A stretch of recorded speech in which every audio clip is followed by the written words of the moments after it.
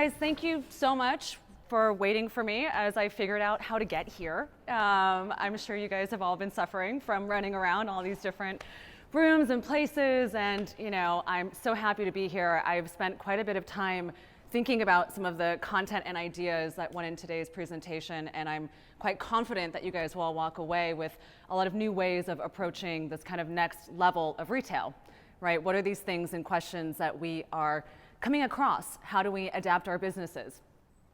What are consumers looking for, right? I feel like so many people in the last couple years have been focusing a lot of their attention on millennials, right? And now millennials are getting older, right? It's like it is no longer the age of the millennial, right? When I have clients and talk to people who are like, hey, I want to target the millennial generation, I say, well, have you been thinking about Gen Z, right? Have you been thinking about these new economies and the new ways in which Gen Z is engaging, in the ways in which they're buying, in their purchasing power?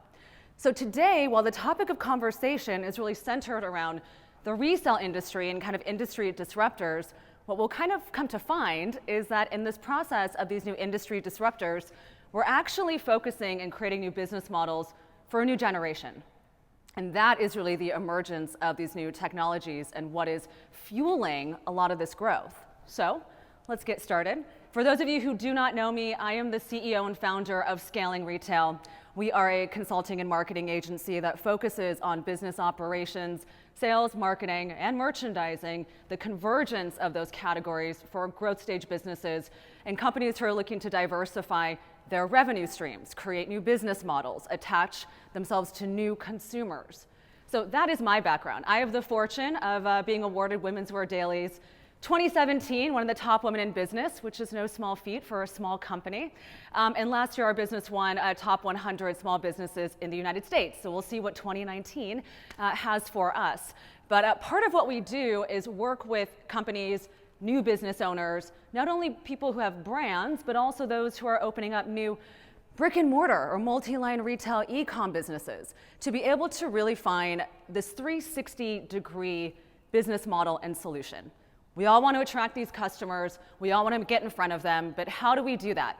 How does our sales and our marketing and our merchandising come together in order to speak to one customer? So that's a big philosophy of ours here. But today, we are talking about the retail disruption. And in fashion, I don't know if you guys familiar with McKinsey? You guys know McKinsey? Okay, so McKinsey and the business of fashion have come together and they do a yearly report. And in this yearly report, they talk about this most recent one, the evolution of where resale products are going. And what's interesting is that most of us here today might say, okay, well, resale market, what does that mean? How do we define what those key players are? But the truth of it is that the resale market is highly and heavily driven by a consumer need and focus to look at sustainability, to look at new models, to look at new ways in which we can engage with our current products, and also satisfying a new lifestyle, right? So this market is really emerging out of a need to satisfy new lifestyle desires. So Gen Z, right? Gen Z is a value-based consumer. They're not about ownership. When we start to think about price, when we start to think about values, we start to think of a new consumer who's interested in the gig economies, right? Gen Z is the era that's growing up in a world of possibly more and more adoption to cashless retail, right? All of us remember pulling out cash. Now, how many of us carry cash, right? Very few of us. We're moving more and more onto digital currencies, right? We're now transacting with each other on Venmo, right? We're buying things from independent retailers through PayPal and Venmo and other more peer-to-peer platforms. Gen Z is going to be the first generation to grow up in a space where they don't need a change purse for their coins, right? This is an entirely new demographic. Now, when we start to think about the culture shift and we start to think about how we're creating our business models, we have to understand that these business models are being born out of a need to be closer to them, right? And we're going to unpack what those different ideas are and how to do it. But just to refresh your guys' memories on just how old millennials are these days, millennials are now 25 to 39, right? Are people realizing that they were millennials? You know, it's like, we're like, what are we? Well, you know, if you're 39, You're a millennial, right? That's crazy to think that so much market share and so much interest is being going after this millennial market, when in fact, ages 4 to 24, right, when we take a look at Gen Z, these are the up-and-comers, right? These are the people who are graduating from college. These are the ones who are now going through high school right now, right? These are our people.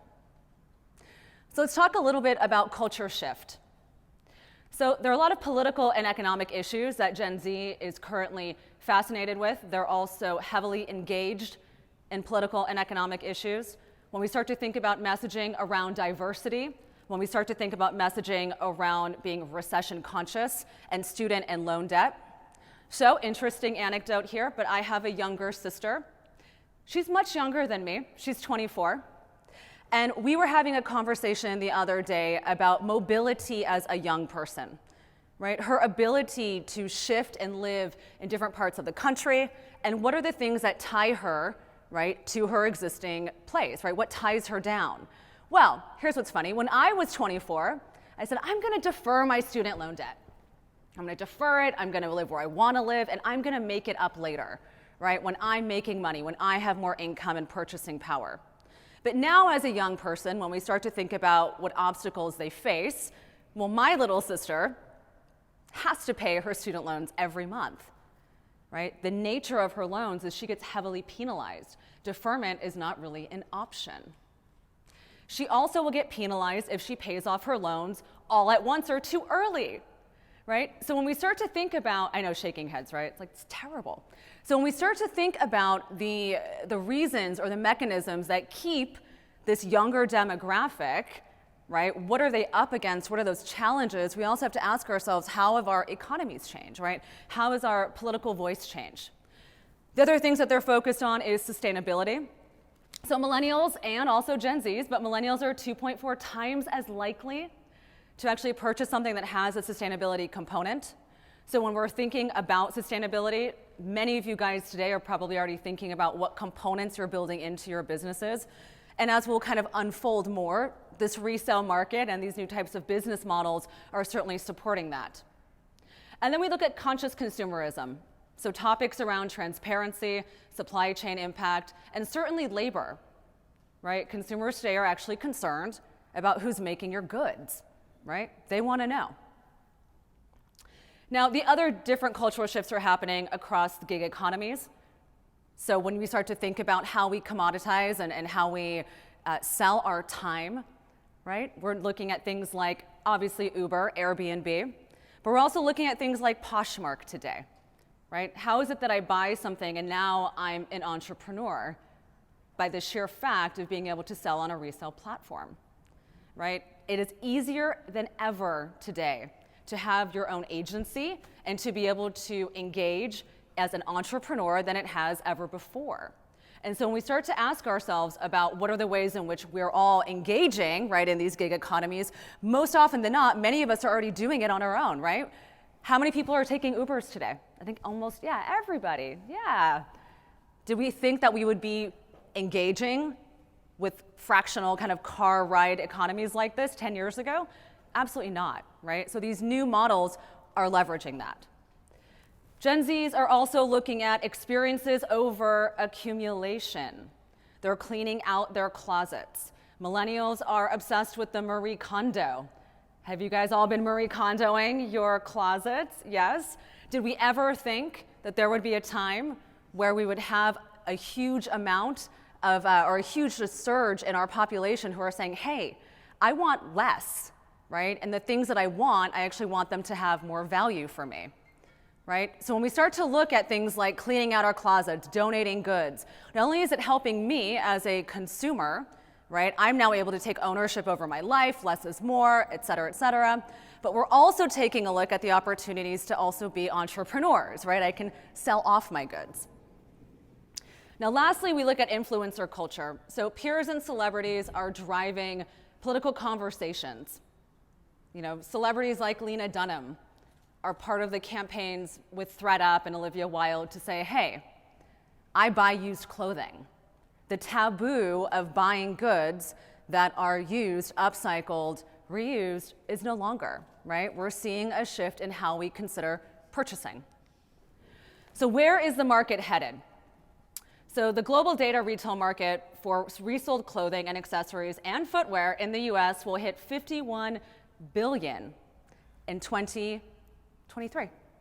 That's not so far off, right? When we start to think about where these opportunities are.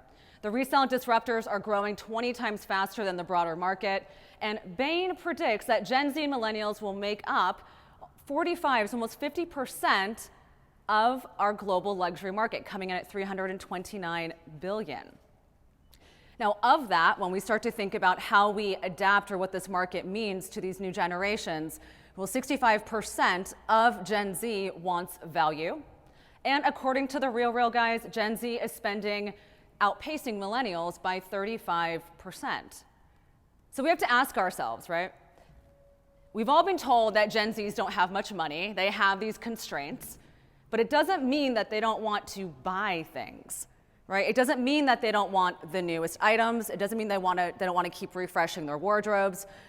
So it comes to me as no surprise when we take a look at a resale platform that says, hey, you now have access to luxury goods and contemporary and advanced contemporary products that you can keep buying over and over again, right? And now you have an opportunity to resell it if you're only going to wear it 5 or 6 times, right? So these types of models are, again, supporting the need that Gen Z has to be able to have a refreshed wardrobe. So let's look at some of the new business models here. So selling direct, so companies like Poshmark, Facebook Marketplace, Instagram DMs. Guys, I bought something through an Instagram DM like 2 months ago. Someone was posting something on their stories and they were selling their goods. It was a stylist friend of mine, and I DM'd her and I said, I'm gonna buy that, right? Risky move, I don't know, right? But when you start to think about buying things and all the different mechanisms and channels, we cannot overlook Instagram DMs. Selling at craft markets. So I'm from Los Angeles, and in Los Angeles, we've got some amazing, amazing craft markets. Not just flea markets, right? So we're not talking about a swap meet. We're talking about high-end goods that are being sold in marketplace environments. And then we also have companies like Etsy, as you guys all know, Grailed and Depop, which are also selling direct. So when I say selling direct, what do I mean? I basically mean I, as Syama, can take a picture of my shoes and upload it and sell it to a consumer, right? They are user-generated, right? Which means that the quality of the products, right, or what you get, right, sometimes difficult to know, right? Certain companies have done their best with authentication techniques and the ways in which they are starting to qualify those purchases, especially for luxury goods, but it's still quite risky. Now we have selling to a platform. So companies like ThredUp, Fashionphile, The RealReal, Vestiaire Collective, Rebag Goat, who's partnered with brick and mortar company Flight Club in New York City. These companies are selling to the platform. They're basically saying, okay, you sell us your goods, we will authenticate them, we will make sure that this is, ready to sell to a customer. We might dry clean that product. And if it is qualified and ready to sell, then you're gonna get a percentage of that sale, right? This is more familiar to us in terms of the consignment model, right? In some cases, companies like Rebag are just giving you cash out front, right? They're saying, we're just gonna buy this, right? So it's hybrid of consignment as well as just direct selling to those platforms. Then we start to think about things like fractional ownership, right? Fractional ownership is really interesting, right? It kind of reminds me of what are some other fractional ownership things we might have engaged with in the past? Is anyone here old enough to remember timeshares? Yes, okay. Did anyone buy a timeshare? No. Did anyone get the free dinner with the timeshare meeting? No, okay. I did. No, I didn't buy it, but I went to the meeting, got that dinner. But fractional ownership is very similar when we think about kind of that timeshare model, right? It's, hey, I'm gonna have a piece of this. I'm gonna have a subscription to your service, and I'm gonna be able to rent as many items as I want. And these categories are opening up beyond rent the runway, especially in fine jewelry in the jewelry market, but they're opening up across the board. Right? And the reason why is fractional ownership, again, allows you to have a product for as long as you want, send it back, and again, you don't have to take care of dry cleaning, you don't have to deal with it, right? So now, think about the convenience of the use case, right, of being able to just rent something whenever you want it, right? As opposed to spending $5,000 on a pair of diamond earrings to wear to a gala, you could rent them for $200. right? It's almost like a why not, right? We ask ourselves, well, why not? Why wouldn't we do this? Then we also have subscription. So Stitch Fix, Amazon recently launched subscription services, and Trunk Club, which is owned and powered by Nordstrom's. Now, side thought here on Amazon, Amazon for a long time has been trying to find opportunities and ways of gaining market share in fashion. They just simply haven't been able to do it. It's just, they're not winning when it comes to fashion. Part of it has to do with the psychology around how we think about Amazon. The other part of it has to do with really their user interface and engagement, right? But personally, I'm just not quite at the point there where I want to buy my toilet paper next in the same cart as I would like to buy a pair of like $600 shoes, right? The psychographic nature of the consumer who's buying advanced contemporary luxury or even some contemporary goods is different, right? It's like we want an experience. We want you to engage with us where we are, right? I love being a customer, right? Because it gives me an opportunity to see how are brands selling to me, just as each of you in your market research and data are probably also examining your competitors through the lens of being a consumer, right?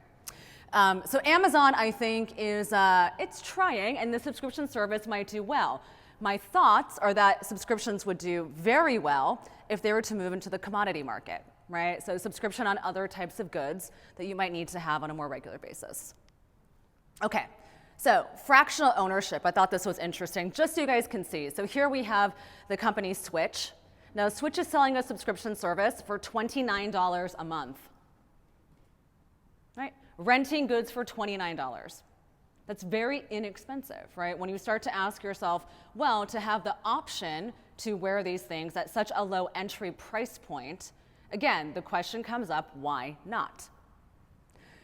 So, top 20 US resale sites by traffic. Interesting enough, eBay is still leading the charge here. Poshmark is coming in next at 51 million. StockX, you guys familiar with the company StockX? Yes? StockX is the trading platform for high-end luxury and limited edition goods. ThredUp and The RealReal. Very interesting. Also shocking here to see some other companies make it up to the top, right? We take a look in the top 20, you see companies like, Buffalo Exchange, which is an old school platform that is still holding pace through rebranding and through diversifying their market. We also then have companies like ASOS, which has their marketplace, which is also quite interesting. ASOS is a great example of a company that has not only their own private label, their own collections, but they buy from brands, and they also have a marketplace component, right? ASOS also recently just opened up a distribution center in the US, spent quite a bit of investment in that, in order to better have stronger deliveries and manage shipping and logistics.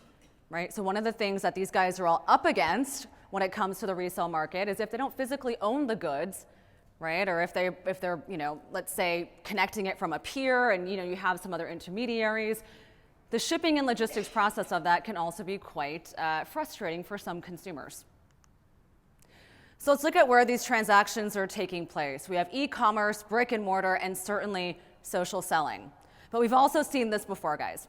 So we think about selling direct. We have our flea market components, obviously swap meets, things like the Rose Bowl out in Pasadena, really fantastic places to be able to find goods and have that kind of more visceral hands-on experience as you're engaging.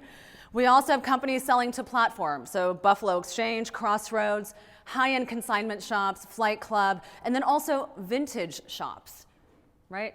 I remember growing up in a space where you would have to drive and go somewhere in order to go to a great small consignment luxury shop, right? There weren't so many of them. It was a little bit of trouble, a little bit of work to get there.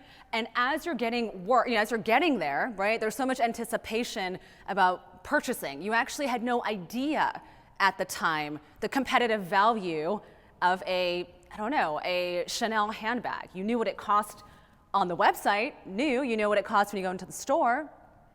But as far as what the resale value of these products were, you simply had no idea. And so what's interesting about this is this new market, this explosion of resale is actually helping to really level the playing field here in terms of pricing. And then, like I mentioned, you have vacation timeshares. That's my favorite example of fractional ownership. And then certainly this component that has done quite well, which is Salvation Army and Goodwill, right? So those also obviously become kind of the catch-all, right? If you can't donate your goods, I mean, if you can't sell your goods off, well, what do? So with this kind of phenomenon now, everyone cleaning out their closets, you now have a lot of donations being sent to places like Salvation Army and Goodwill, and that is a good thing, right? So it's great that these inventories are also increasing over time. And these are also all brick and mortar models, right? This is another major distinction between our old school technologies, if you will, and then new school. So what has changed in this market? So we actually have introductions of scalable technology. What does that mean? Well, now driven through technology, we have the ability to do things faster, upload more. We have so much more horsepower, right? The ability for us to implement scalable technology means that we can take old school strategies, interject them with technologies, and scale them a lot faster than we ever could. So ThreadUp adds 100,000 new products daily. That's a lot, right? They're building and creating their own technology. What does this mean? That means that this new wave of retailers are also technologists, right? They're thinking about the integration of technology in order to fuel their retail businesses. Collectors and brand loyalists are offloading vintage and limited edition goods online, right? This is amazing. I was speaking to someone the other day who happened to own, and you guys might laugh, but 400 pairs of one type of shoe. And he was a collector. And he loved them. And in fact, he held on to them for so long because he didn't really know what to do with them because he loved them. And now he quit his job in order to sell off his goods full time. He is now a trader, right? He is now a commodities trader with his own inventory and product. The amount of analysis that he has to go through to be able to understand how things are pricing out on different platforms, hedge their value, and then set a particular price and maybe lower to increase it based on market needs means that he is truly an entrepreneur running a business. It just so happens to be in a very different way than we're probably used to thinking about entrepreneurs. So StockX only accepts unworn shoes in their original box, and no photographs are required, right? So now we're starting to see that these companies have limitations and requirements, right? If you're unable to meet the requirement, they're not going to do business with you. And I think it's really important that these platforms really differentiate themselves. Not only does it help them as they are, taking inventory in, but also in terms of hitting that customer's expectation. Right? You have to be able to set the customer's expectation, and if you do not deliver on that expectation, you will quickly find out that that customer will leave you very easily. Now, the consumers see themselves as micro entrepreneurs, assessing value and looking at goods, how they're made, and the quality about those products before they're even purchasing those products in the first place. Right? So as a consumer, as we start to look at how products are being built, right, we might look at it and say, well, what's the resale value on that? Or how well is it made? Right? If I wear it once or twice, will I be able to resell it? There will always be people who want to buy new items at full price. But those people don't always want to wear that same item until it's worn out. Right? We're now starting to think about different ways of assessing product value. And then certainly, like I mentioned before, influencer impact is decreasing the taboo of used and upcycled goods, right? That taboo is gone. We're starting to see this promotion and this conversation around the environment, around sustainability, permeate the narrative of our industry so much so, right? Because it's affecting people both from a climate standpoint, but also in terms of how they think about their values and passing their values on. Like I mentioned, millennials are now up to 39 years of age, right? They are now grown up. Many of them have children. They are thinking about the future. I just had a really amazing conversation with a brand owner about an hour ago. Her business has been around since the 70s. And in 2011, she took her business and pivoted it and made it into a sustainable company. And I said, well, what prompted that? Right? That's a huge undertaking. That really changes your profit margins. That changes the identity of your P&L. I mean, producing locally and sustainably is challenging. And she said, because I had my daughter. And all of a sudden, I was now concerned, right? I had this family legacy business. I was concerned about the impact that my business was going to have in the future of future generations. And so I took a stand and changed the business model. And so it's important, right? These triggers and these desires for us to evolve are happening at different stages of our lives. So let's talk a little bit about the market shift and the implications. So a lot of times we're thinking about, my market may not be impacted here. You're right. You might be saying to yourself, well, this resale market, I'm going to be fine. I don't have to think about it. Why are we even approaching this as a possible threat? It's because 26% of luxury shoppers also buy secondhand. It's because 25% of department store shoppers also buy secondhand. And it's because 22% of value chain shoppers also buy secondhand. So we start to think about this data. What this basically tells us, guys, is this market is taking away market share in dollars, right, from other companies, other, let's say, full price or fast fashion. They're reallocating their purchasing power. And they're making informed decisions based on ideas like accessibility, frequency, values, and price. Now, what I found to be also quite interesting here is that when we think about the luxury market and we think about, are these people making, and luxury kind of, that term gets used quite broadly, right? Is luxury, to be a luxury shopper, does that mean I make, $100,000 a year? Is it $250,000 a year? Well, 13% of those surveyed for this study were self-identified millionaires. Right? So think about how we've changed marketing in the last 10 years, right? All of a sudden now we see the woman who's wearing the Balenciaga handbag and the Converse sneakers. She might also be wearing a upcycled or used t-shirt alongside her, fabulous Sophie Buhai earrings, right? So when we start to think about the nature and the product mix of what this consumer is going after, right? He might still be a millionaire and still also be looking at consuming in these different ways. And this I thought was also quite fascinating. So this study was actually put together by Global Retail Data and ThreadUp. So in this report, which I thought was one of the best indicators of how market share is shifting over time, we see that secondhand is expected to grow 2 times by 2028. We also see that subscription models and direct-to-consumer businesses are also upshifting. And when we start to think about where the decreases are happening, we're noticing that in department stores and in value chains, as well as mid-priced, and also in some of the other retailers' more specialty store segments. So when we ask ourselves, where are the growth stages happening, we also look at different kinds of purchasing and engagement, right? Not just the resale market, but also areas like subscription services, right? Opportunities for us to have more modular lifestyles, test out products, right? Send them back, keep them.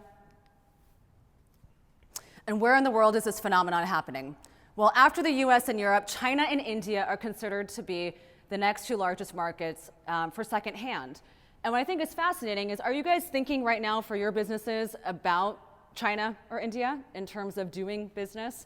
Well, a lot of our clients are starting to think about that, especially as the rise of these new democratized technologies allow us to go a bit further. Now, in China, I don't know if you guys are familiar with shops, a fantastic technology that bridges together brands, taking video and integrating that into stores and allowing sales associates to sell products to the Chinese market consumers.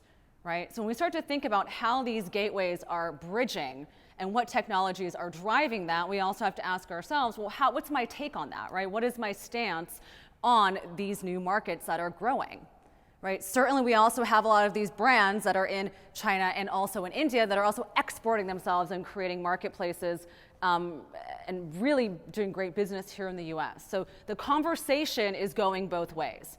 Right? It's not simply us looking at building multinational footprints, but also having these brands that are coming from other countries come here, right? So as you guys think about what growing and what expansion, what globalized means, even if you have a small business and you're saying, well, I'm not quite sure what that means to me.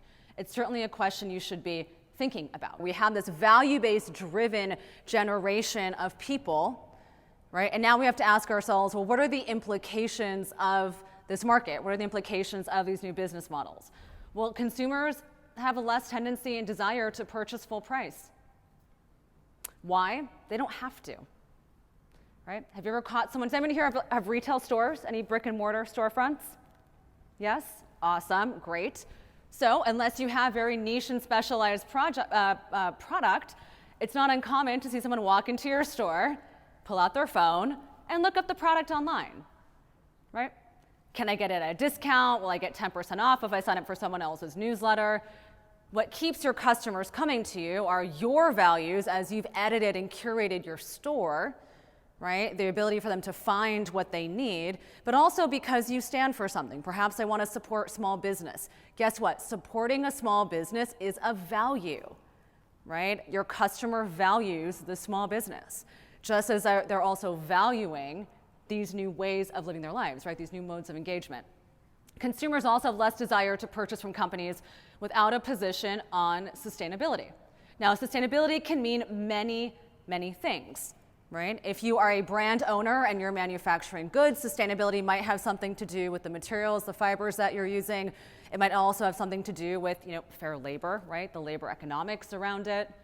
It might have something to do with how you do a buyback program or with recycled product. So when you think about a sustainability ethos in your business, it's not simply just, hey, I'm sustainable, right? Consumers are sniffing it out. And what ways and what mechanisms really drive your sustainability, right? What does that mean, again, to you? Now, flooded brands on platforms will decrease in value and will put into question authenticity, right? So this is another major problem. Have you guys been aware of kind of the Chanel Real lawsuit? Yes? Okay. I like to see, occasionally people be like, yes, I know that. So what's so fascinating about this is Chanel, right, sued the Real because they were claiming that the Real was selling inauthentic goods on their platform. What's interesting is those of you guys who've known Chanel like vintage goods would know that Chanel did not start adding barcodes or the little serial numbers until more recently. Like an old vintage Chanel handbag may not have the serial number on it, right? So how do you authenticate these goods? Well, there are new technologies that are coming out that are enabling these resale platforms, but also consumers to be able to authenticate product. And that becomes really important as we start to ask ourselves, is it safe to buy resale product online? What are the guarantees that I might have? Now, the quality of product, like I mentioned, becomes more important as customers look for resale potential up front, right? Again, what is the quality? How long is this going to last me? Do I need it for 3 years, 2 years, 1 year, 1 evening? And then what is the resale value? And then the implications are also the jobbers and the outlet models, right? So traditionally, when we used to think about where a department store, right, used to take their goods, Macy's go through their selling season, put that stuff on markdown. As soon as it goes on markdown, what happens with all that resale stuff or all that stuff at the end, leftover merchandise? Well, they're going to job it out. They're going to sell it to a third-party broker who's then going to resell that product to a TJ Maxx, for example, right? So this new concept of resale fundamentally shifts, right, what the potentials are for a company like Macy's to be able to engage with when they no longer need to necessarily sell it to a jobber. Right? What are the other ways in which Macy's can still make money using alternative revenue streams like this? Outlet models are also going to shift. Back in 2008, I remember when I was at 2008, 2009, I was at Gucci at the time. I headed up their outlet division, the stepchild of the company, right? No one likes to say how good their outlet business is, even though it could be amazing. But the outlet business was the place where you would sell off, put your goods in, right? Everything's marked down, take it off the shelves, let's put it into an outlet. Over time, in the beginning, everyone thought that model was somewhat disruptive. It was disruptive to the traditional full price and markdown cadence. And in fact, a lot of retailers and brands were so hesitant to engage. And guess what? Those revenue streams took up market share, so much so that plans became more aggressive to grow and open up more outlets. That's pretty impressive. Then you move from taking markdown goods to selling it on an outlet to now all of a sudden creating products for the outlet. At that time, a new concept. Now it's how we do business, right? So thinking about these different opportunities and ways of engaging, and now we have this resale market, we now have to ask ourselves, well, how will this shift and change my existing models as I work with outlets or even as I work with jobbers? So how are businesses responding? Businesses are collaborating with resale platforms. They are investing in resale platforms and doing acquisitions. They're also incorporating sustainability goals. So Zara to be fully sustainable, using fully sustainable fabrics by 2025. Adidas and Levi's with closed loop initiatives to take product back and give discounts and recycle those goods.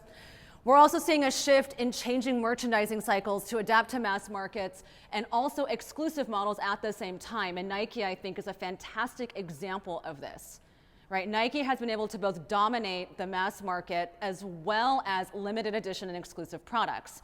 Those limited edition products will drive up certainly the resale value, but also continue to maintain brand image as they then capture customers back into mass market. It's quite smart. Companies are also looking at buying back merchandise, and they're looking at new platforms like Circular ID to track garments. Now, Circular ID is a fairly new concept. Companies are just now starting to look into it. What basically Circular ID does is it implants a tiny little chip inside of a garment that allows the consumer, the retailer, the brand to fully track that garment through the supply chain, through the consumer's hands, and then once that garment is done and it's ready to be disposed of, then allows for the recycling plant and facility to understand the materials and the breakdown of that product to then be able to break it down and recycle it. Right? So a lot of companies, H&M in particular, are starting to onboard this type of technology. And while you might ask yourself, well, is that extremely complicated? It is no more difficult than adding in the RN number into the tag of a product, right? It is a very simple mechanism and way to be able to track. Now, vintage assortments, so other brands are starting to now introduce vintage assortments. The Row recently introduced with one of their collections a curation of vintage products. They didn't make the goods. These are not their own goods, but they're curating other vintage products, again, to show an aesthetic, right? To show what their lifestyle looks like across different product categories. And then they're also bringing out archives. So businesses now are looking back into their archives and saying, hey, I also want to now sell off some of these older goods. Instead of calling it, hey, this is my dead stock, right? They're rebranding it, right? These are our archives. So when we start to look at the ways in which brands are engaging with this, it is not just one solution, right? This is a multi-pronged and multivariate way of looking at it. So let's break down some of these ideas a bit further. So investment. So Neiman Marcus Group becomes the first major luxury retailer to directly invest and pre-own with Fashion File. What's also interesting is that in 2016, they partnered with Rent the Runway. Now, what I love so much about this stake into Fashion File and the nature of this agreement and of this investment is that Neiman Marcus is now going to be accepting goods. People are going to be going into Neiman Marcus and selling back and selling other goods to them, right? Neiman's is going to take those goods, process them, and they're going to become part of the Fashion File archives, and what they end up selling as inventory. Now, one of the big ideas around this is getting people into their brick and mortar, right? It's also getting consumers who are shopping with them to come in and have another touch point and another reason to be there. All of a sudden now you're buying back goods, you're walking around this, beautifully curated storefront, and the probability and likelihood of you being able to take that money that you just made 5 seconds ago and go to another department and purchase something is quite new. Right? You're now showing the customer and giving them back dollars and value, and they're going to go ahead and put it right back into your pocket. We also got companies like LVMH, their luxury ventures backed Stadium Goods. Farfetch recently bought Stadium Goods, right? So Stadium Goods, again, resale platform for high-end sneakers. And then Richemont also recently bought Watchfinder & Co., right? So Watchfinder is a high-end luxury watch site where you can buy pre-owned luxury watches. Collaborations are also a big opportunity. Those of you out there who have brands who are wondering, how can I get involved, or what can I do in order to take a hold of this market share or show that I'm aligned with some of these principles? Looking at collaborations is a fantastic way of doing so. You have Stella McCartney and The RealReal. So Stella consumers who are consigning with The RealReal get $100 to shop at Stella stores, right? They're saying, hey, we're going to show that we stand by these resale values, and guess what? Now you can take those resources and, again, put them back into our full price stores. Eileen Fisher and Renew has a very similar collaboration, ThredUp and Kuyana, and ThredUp and Reformation. Now, when you think about the sizes of these businesses, well, certainly Stella McCartney and Eileen Fisher are sizable businesses, right? They're quite large. But you start to ask yourself, a company like Kuyana or a company like Reformation, right? They're much smaller in scale, and yet these values are important to them, right? Reformation has done a fantastic job of reporting on their sustainability initiatives, right? They track how much water they use. They track how each of their garments are being produced. This is another way in which they're able to actually show, kind of show their investment and commitment into the market.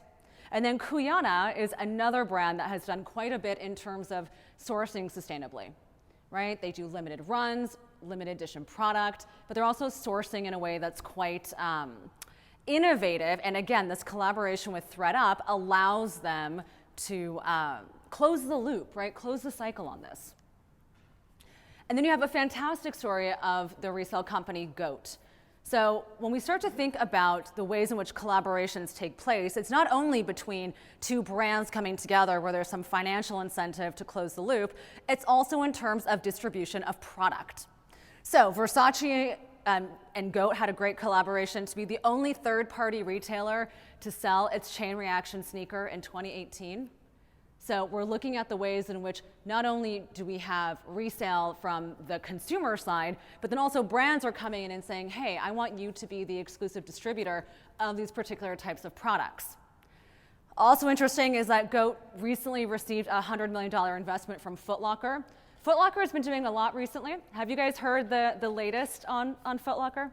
They've just announced an incubator initiative. Right? So they're investing a lot of money internally to be able to incubate and create new brands and products. Now, what's fascinating is that even the executives who were interviewed about this initiative said, hey, some of these items are not going to make any money, right? We're going to actually take a hit on the sale of some of these products because of the nature of how we're collaborating and what it's going to cost to produce them. But I actually think that these are very strategic. And why would it be strategic to have a product that you might lose some money on? Well, if it's a high enough limited edition product, chances are the person who buys that item might also be looking to resell that item. Now, I don't know about you, but for me, traditionally, Foot Locker has not been the sexiest of brands. When I think about buying sneakers, when I think about buying athletic clothes, I don't think of Foot Locker as like the place I'm gonna go to, right? I might go to another type of retailer. So for Foot Locker to not only align themselves now with GOAT, which again is going to be great for back funneling and back channeling inventory, by also creating products now that are going to be high-end, limited edition, and exclusive, and by saying, hey, we understand we're not going to make any money here. My intention and thought behind that is that they're likely going to have and assume that those products will then be resold on various platforms like GOAT, to which they have an investment, to help elevate their brand image, right? So now imagine you're on a GOAT website, you're looking at new goods, new arrivals, and you see, hey, this is a Foot Locker collaboration sneaker. All of a sudden, the brand value has increased, right? Now all of a sudden, you're holding them much higher in esteem as you would with a contemporary other luxury product. GOAT also has a great content place. When we think about how these resale platforms are engaging with consumers, it's not simply just transactional. They do a great job of doing interviews and talking about interesting and cool collaborations and news in their platform called Greatest. And they've invested in machine learning to help with authentication to speed up the selling process. So again, using technology to help drive speed to market in a way that this industry hasn't seen before. So let's talk a little bit about tracking and authenticity concerns. So here you see an example of Chanel on the RealReal. And then next to that, you have an example here of what the Circular ID initiative looks like. Now, as you can see here, Circular ID basically implements a chip and allows for tracking to help the consumer and the brand, as well as the ultimate kind of recycle engine, to be able to really understand what is going into this component over time, right? And I think one of the most interesting things about Circular ID is that at the end of the day, everyone wins, right? Imagine if it's so easy and simple to be able to say, hey, our products are fully recyclable. Or, hey, we know exactly what's in it, so you have an opportunity to make use of that product later on, or even as a consumer, to be able to look online and say, oh, interesting, that's where that came from, right? I know the lifespan of that product. It really gives consumers the agency. It gives retailers the agency. It gives brands agency to be able to do that kind of tracking. Now, some of the barriers that are coming up against something like Circular ID really have to do with the ability to scale that, right? So it really is going to take lots of, big companies to say, hey, we stand behind this, this is an initiative, and we're gonna see it and execute it and follow through with it. And recently they've had some really great commitments, like I mentioned from H&M as one of the big ones, in order to start integrating that. But if you guys are brand owners out here and you're producing your own goods, it behooves you to start to take a look at these kinds of implementations that are going to have a significant impact on our environment, but also in your marketing strategy as you start to talk to consumers about your initiatives in sustainability. Now, when it comes to things like authenticating products and looking at the Chanel and the RealReal conversation, it really brings to mind just a couple of interesting things, right? So number one, when it comes to adoption to e-commerce, as we all know, you cannot buy Chanel products from their website, right? They've always been very protective about how they show up online. So what's interesting now about this dispute and the lawsuit is that when it comes to third-party retailers and places where you can buy Chanel products, they're also very limited in their distribution model and also the channels that a company can have in order to sell their products. So the RealReal and the resale sites really go against some of the major fundamental branding and distribution strategies that Chanel has always engaged with. Right? So this type of disruption within the Chanel corporate world is now also leading them to ask themselves, hey, maybe we just need to be online. Right? Maybe we actually just need to be able to sell directly to our consumers and open up that channel so that we can then be the distributor, right? The main distributor. But other luxury companies have also suffered in the past, right? When we start to think about the adoption into e-commerce, it was traditionally the luxury brands that took the longest time in order to adapt to online. However, with the introduction of these collaborations like Stella McCartney and the RealReal, we actually are seeing that luxury brands are doing a lot more. They're becoming a lot more innovative, and they're seeing how they actually can contribute, right, to this new economy. So taking other steps. So Cartier has been buying back its stock for the past few years. When you see something online, right? Cartier is pretty smart and fast about going in there and buying back their inventory, buying back stock in order to keep a hold and a footprint on their distribution. And then you also have companies like Swatch that's taken a different approach, right? It's been suspending its deliveries to dealers, right? Rather than buying back inventory. They're saying, hey, there's too much of our product flooded in the market. We're actually going to suspend certain deliveries in order to keep our inventory and distribution tight. So why are these things important? Well, it's not just having a high price point that leads you to being a luxury brand. You also have to have a stronghold on the supply of the product. That's why Nike has done such a great job of this high-low strategy, right? They have very limited number of goods on their high-end, most limited edition products, and then they also fuel those drops and those launches in order to get people to then buy the rest of their goods. Right? So we start to think about how we own the distribution models.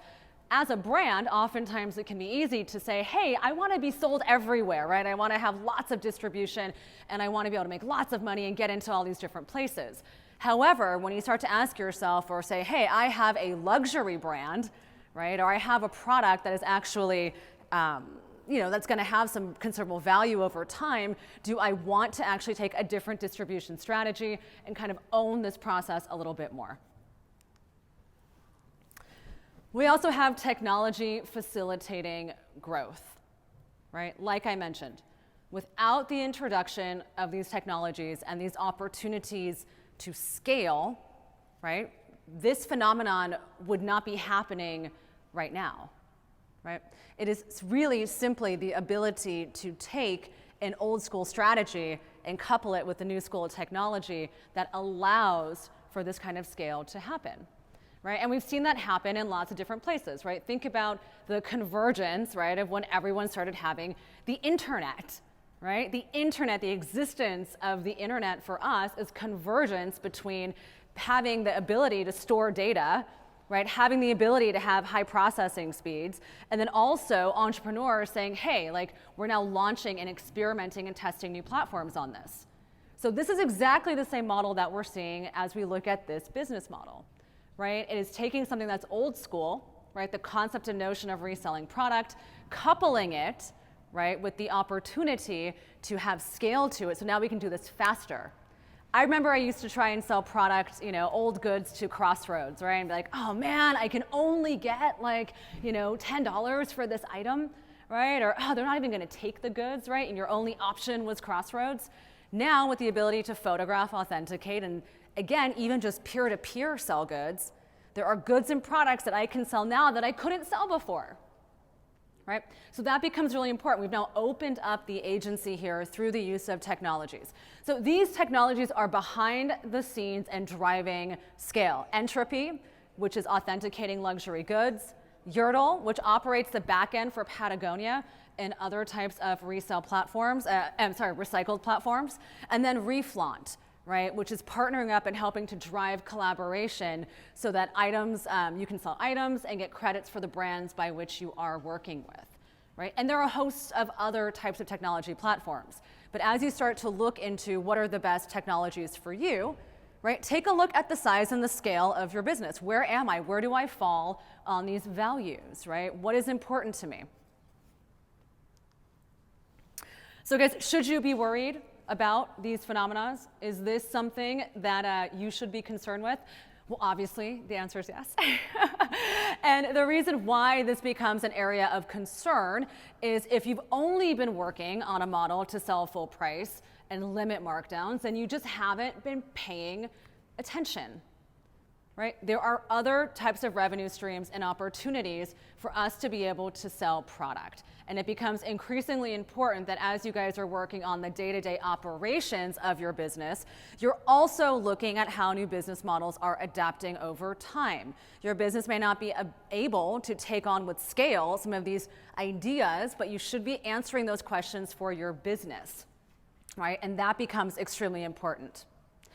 So retail is heading into a new direction, fueled by new ways to shop at a pace dictated by the consumer. No doubt all of you here are now seeing how frequently collections are dropping, how frequently customers are purchasing. And if you are a brand owner and you're producing those garments and products, no doubt are you asking yourself, oh my gosh, like, do I really have to create stuff every month, right? Am I really having to keep up with the consumer in this mass consumption way? Well, a lot of businesses are saying no, and they're taking a step back and saying, I believe in sustainability. I believe in less product is more. Go ahead. Oh, sorry. Oh, am I over time? Oh, no. Oh, I'm so sorry, guys. I didn't even realize it. Sorry. Okay, I'm going to wrap this up really fast. Okay. Okay, so retail is heading into a new direction, more ways now than ever to reach your consumer, and inauthentic values like in H&M right now, they recently got called out for greenwashing. It's just not, it's not taking it anymore, right? Like as we start to ask ourselves about, how we incorporate our values and our ethics, people are being found out. If you are lying about something, they will find out. Don't lie. It's one thing to say, I don't have an answer to this, but it's another thing to lie about it, right? And say, I'm gonna do this, and then ultimately the consumer finds out something different. You might say to yourself, hey, this is I'm trying to be sustainable, or I'm goaling for that, or that's my vision, right? But at the end of the day, if you're not actually making those steps and strides, then what good is it what you're saying, right? Again, consumers find out.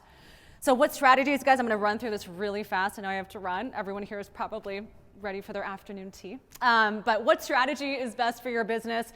Opening up buyback programs, starting your in-house resale platform, doubling down and commit to better production, looking for ways to be more sustainable, bringing out old products and having an archive store, and also asking yourself, how will you implement and how will you share your stories with your consumer before it's too late and your brand misses the boat? So it's time to make a move. There isn't a one-size-fits-all approach. You need a customized solution based on your customer values. Right? Each of you here are selling to a different customer. You might all be selling the same products, but your customers and your market share are different. So how you should be applying these technologies and these new ideas also need to be customized. So how do you start? Number one, identify your values. Number two, align your values and operation. And number three, execute internally and amplify your values to your consumer. But do not amplify your values to your consumer until you've aligned your values with your internal operations. Okay, so looking to the future, technology is facilitating access to scale for Gen Zs.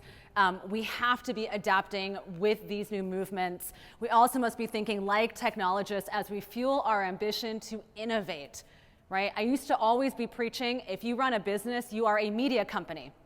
If you sell products, you are also a media company. At the end of the day, though, if you're not thinking like a technologist with scale, right, then you're missing out on this boat. All right, guys, that's it. I finished just a little bit over time, but thank you very much. I'm available for other questions, and that's all for me today. I'm Syama. Thank you guys so much for coming.